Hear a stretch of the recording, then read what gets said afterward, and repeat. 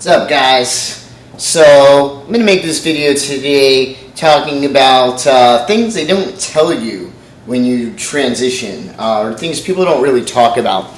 So this is kind of more the emotional aspect of transition. So some things I wasn't really prepared for, how society would treat me. I always felt I was a masculine female, right? So I, for the most part, for many years before transitioning, I presented really masculine, and I felt I had short hair, I dressed like a guy. I was obviously, perceived as a dyke, perceived as a lesbian, and a masculine one at that. So I feel for the most part, I was always treated like a man. Now, I feel like people use sweetie, honey, boss, buddy, pal. These are terms of endearment. So, if we see somebody who we think is a female, we use those words. If we see somebody that we think is a male, we use those words. And it's just conversation. Yes, it can be degrading depending on how it's used, but for the most part, I feel like it's just communication. Now, I don't know if I was just an ugly,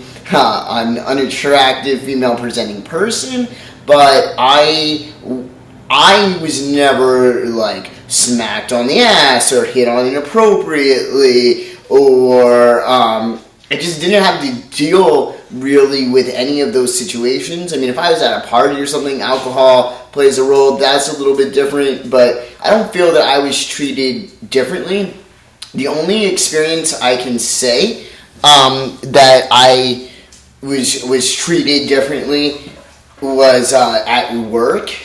When I worked right before I transitioned, actually the last job I had before I transitioned, I worked at a hotel, and I did the night audit, and then to save money, he had the breakfast person coming in later just to clean up. So it was also my job to set up breakfast, which means we had a waffle machine. I had to set up the waffle thing. Now, I'm going to say this just because I believe that culture played a role. My boss is Indian. He's from India, where he often goes back to. And so I think his behavior towards women was cultural.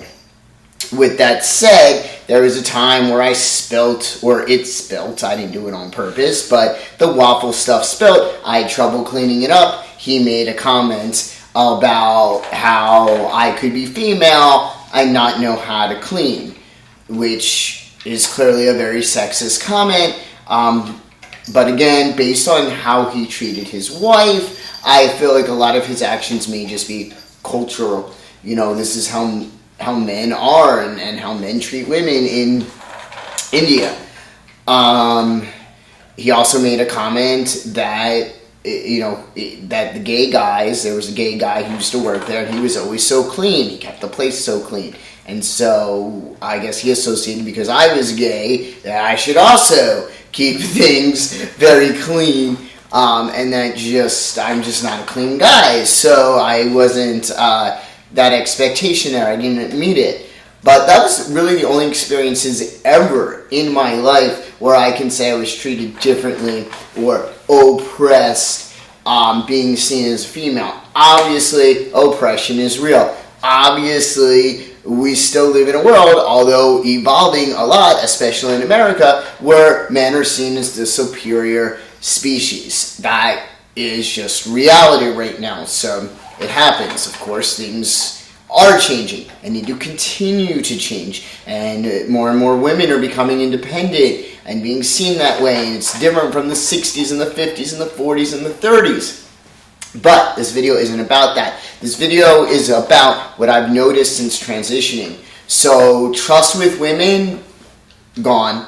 I used to have that automatically. Now I have to earn it. That's really hard to do.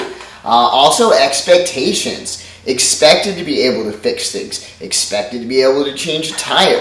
Expected to do the heavy lifting. A lot of expectations on me. Expected not to be an emotional person. Expected to be sexist, actually. When I have had comments from women when and people think I'm sexist anyway, but that's, a whole nother conversation. But I try really hard to focus on my language and to be equality for everybody, right? I consider myself humanity equalist. I don't even know if that exists, but I believe in equality for all humans, regardless of race, regardless of religion, regardless of gender expression, regardless of sexuality.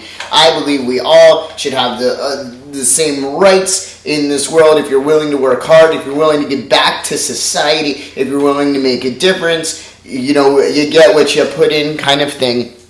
I believe that's how it should be. There's no superior race, there's no superior gender, there's no superior human.